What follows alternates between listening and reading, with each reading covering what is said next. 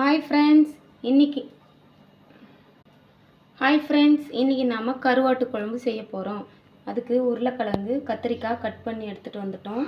அப்புறம் ஒரு எலுமிச்சை பழம் சைஸ் புளி, தக்காளி 5 தக்காளி எடுத்துருக்கோம். கருவாடு கொஞ்சம் சுடுதண்ணியில் அலசி எடுத்து வச்சுருக்கோம். தேவையான அளவு கருவேப்பிலை, கொத்தமல்லி, பூண்டு, வெங்காயம் இதை அரைச்சி எடுத்துகிட்டு வந்துடலாம். எடுத்துகிட்டு வந்து குழம்பு எப்படி செய்கிறதுன்னு பார்க்கலாம் வாங்க வீடியோவில். வெங்காயம், பூண்டு, கொத்தமல்லி அரைச்சி எடுத்துகிட்டு வந்துட்டோம். அப்புறம் தக்காளி, புளி, மிளகாத்தூள் இதை சேர்த்து அரைச்சி எடுத்துகிட்டு வந்துட்டோம். இப்போது இன்றைக்கி நாம் பேனில் செய்ய போகிறதில்ல, சட்டியில் செய்ய போகிறோம் குழம்பு. பாருங்கள், எண்ணெய் ஊற்றி எண்ணெய் காஞ்ச உடனே கொஞ்சமாக கடுகு சேர்த்துக்கலாம், கொஞ்சம் வெந்தயம் சேர்த்துக்கலாம். ஏன்னா நம்ம காரக்குழம்பு செய்யறதுனால உடம்பு ஹீட் ஆகாமல் கொஞ்சம் குளிர்ச்சியாக இருக்கும். அதுக்காக வெந்தயம் கொஞ்சம் சேர்த்துக்கலாம்.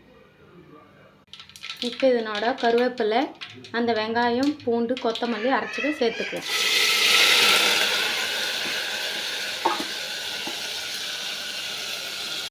இப்போ இதனோட ஒரு டேபிள் ஸ்பூன் அளவு பெருங்காயம் சேர்த்துக்கலாம். இப்போ நாம் கத்திரிக்காய், உருளைக்கிழங்க இதில் சேர்த்துடலாம். சேர்த்து இந்த எண்ணெயிலே நல்லா வதக்கி எடுத்துகிட்டு வந்துடலாம். இப்போ நம்ம சுடுதண்ணியில் அலசி வச்ச கருவாடை இதுக்குள்ளே சேர்த்துடலாம். இதையும் நல்லா எண்ணெயிலே வதக்கி எடுத்துகிட்டு வந்துடலாம். அப்போ இது நல்லா வதங்கிடுச்சு. இப்போ நாம் தக்காளி, புளி, மிளகாத்தூள் அரைச்ச விழுதை இதில் சேர்த்துக்கலாம்.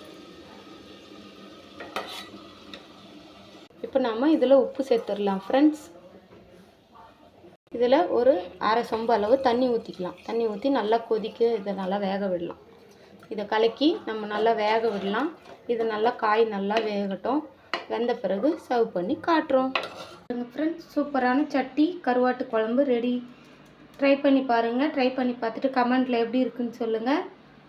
பாய் ஃப்ரெண்ட்ஸ், நெக்ஸ்ட் வீடியோவில் மீட் பண்ணுறோம்.